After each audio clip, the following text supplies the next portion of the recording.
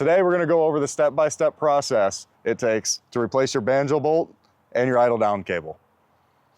Have you ever wanted to go out and use your pressure washer, hook the water up, start the motor, hit the trigger on your gun to do the work, only to find that the engine won't rev up? Well, if your unit has an idle down cable, this could be causing your problem. Whether the cable itself has corroded inside the sheathing, causing the cable to stick, your banjo bolt being corroded with hard water deposits, or the bolt itself just snapping off inside the valve cap, that could be causing the engine not to be revving up. Now you might be thinking to yourself, what is this idle down cable and why does it benefit me? Well, the use of this cable is to reduce the RPMs on your engine, so not to impact the engine as much and put it under load. That way it elongates the life of the machine, as well as reduce the level and the noise by the reduction in the RPMs.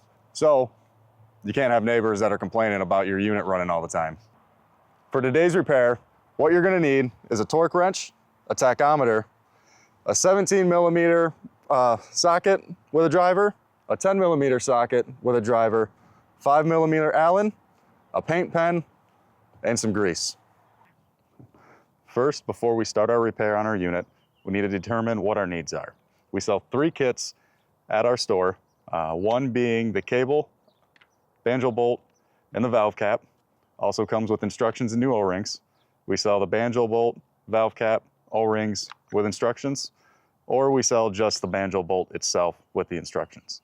Now, as you can see, emphasis on the installation instructions. It's very important that with every kit you use, that you follow them step by step when putting this unit back together, because failure to do so will cause potential failure to your engine, your pump, or it'll break the parts that you just installed.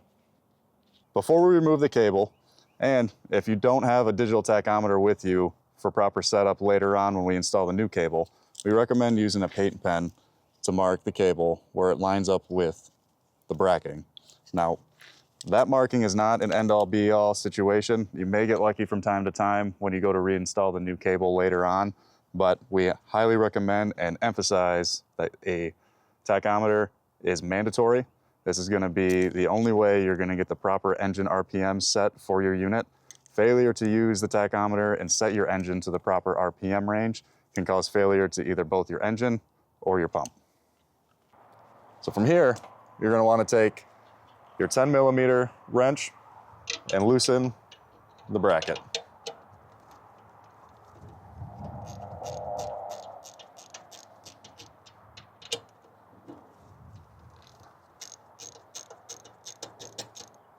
Once the bracket's loose, you want to lift the cable out and remove the spring from the tip of the cable. Once we remove the cable tip from the throttle, we're going to take our 17mm wrench and remove the banjo bolt holding the cable onto the pump.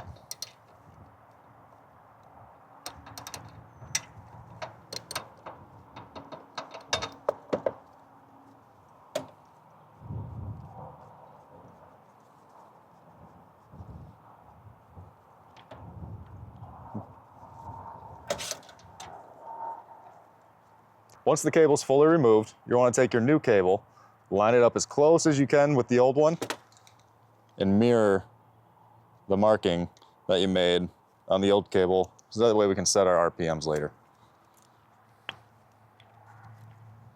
Now that we've removed the cable and the banjo bolt and made the markings on our sheathing, we're going to take our 5mm Allen to remove our valve cap.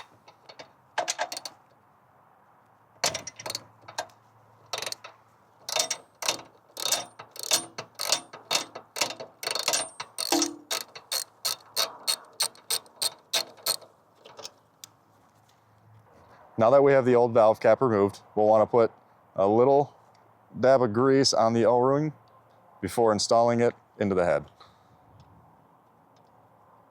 First one we want to do is just install it finger tight into the manifold assembly.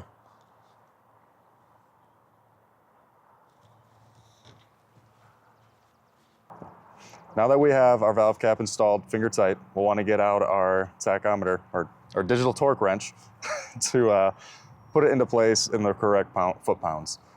You need to set your torque wrench to between 11 and 12 foot-pounds of pressure and tighten it down.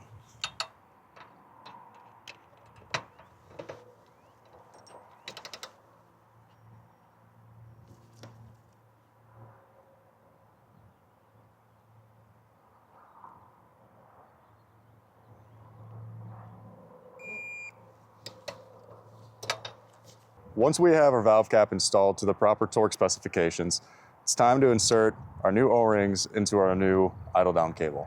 First, you're going to want to put a little bit of grease on each of these O-rings before installing.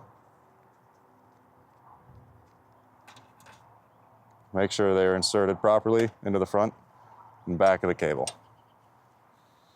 Next step is to take your new Banjo bolt and insert it right through the center. And then we're going to mount this into place over the valve cap and tighten finger tight.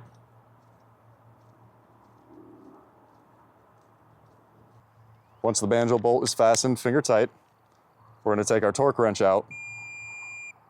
Using our 17mm socket, we're going to set this to 7 foot-pounds to properly torque this into place.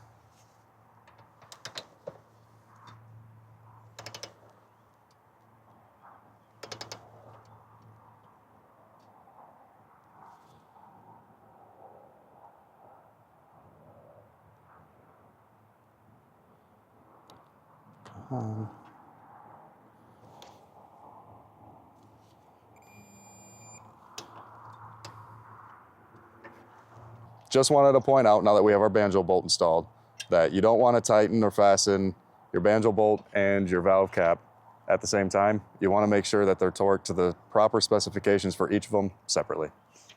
For demonstration purposes, this does have a soap tank on the front that's mounted, but we removed it to make it easier and to be seen a little better. So at this step, once you have your Banjo bolt and your cable fastened into place onto the pump, you would route your cable underneath and between the rail where the soap tank goes, up and around, and insert back into the bracket. From here, you're going to want to take your spring and install it back into the notch in the tip of the cable. And then you're going to want to take a 10mm wrench and then use that line from earlier that we made, line it up as close as you can to the bracket, and fasten the bracket into place, holding the cable in the specified spot.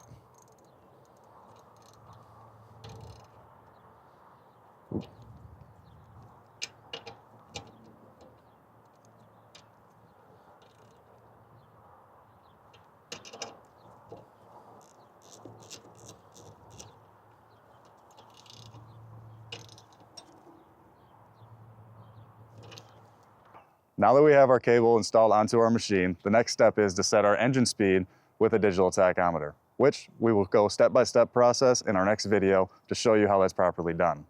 However, we can't emphasize it enough that the instruction sheets that come in each of our kits is followed step-by-step to all the torque specification and these engine speed specifications. That way, it helps limit the potential for failure to your engine and your pump.